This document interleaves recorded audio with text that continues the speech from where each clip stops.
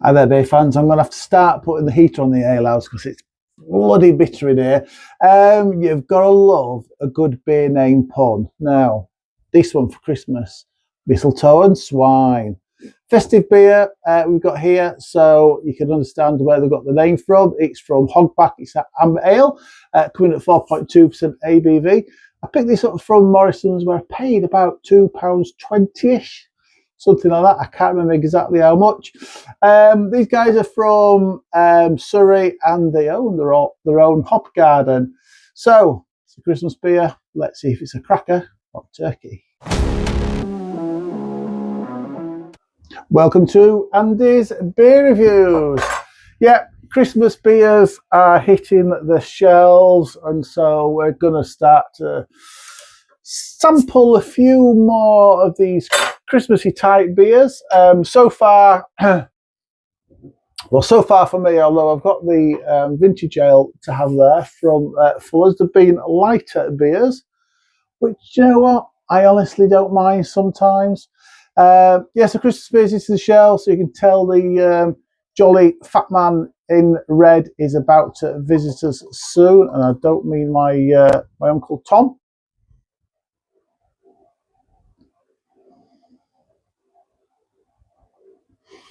Although he's a very jolly man.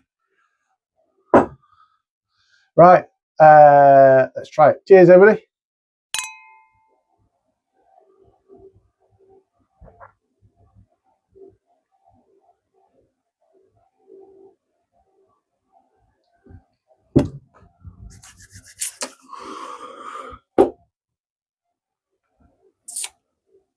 That's not too bad, you know.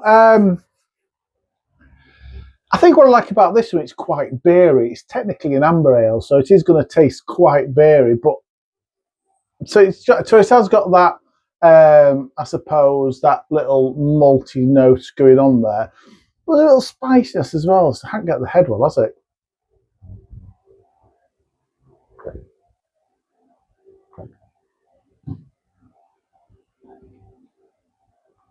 There's a nice little spices in there, which is why these are winter or Christmas beers, because you've got that little bit of spice there.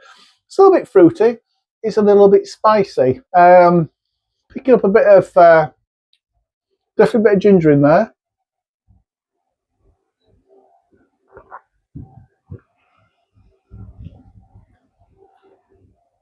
You got that cinnamony, nutmeggy type flavour in there as well. So it gives it just that little bit of, it's not warming, but it gives it that feel of being quite a warm beer with those peppery notes coming through. There's a little bit of citrusy coming through as well, a little zesty citrus note.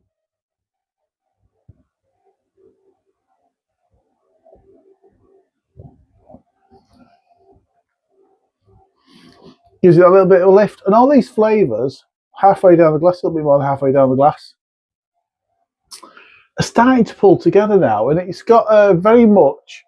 So look at it.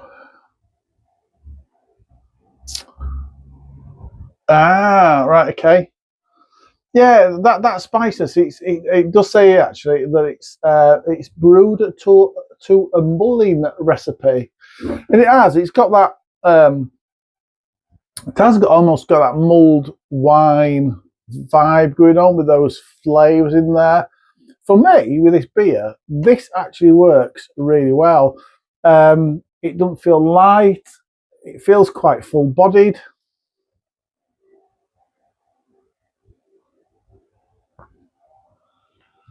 It's rich, and even though the head's disappeared, there's still a nice little bit of carbonation there.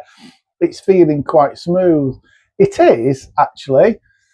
This could be my favourite winter beer of these types of beers. My favourite winter beer so far. And again, it's another relatively easy drinking one.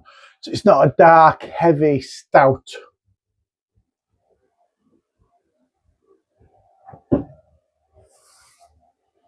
Although they're quite light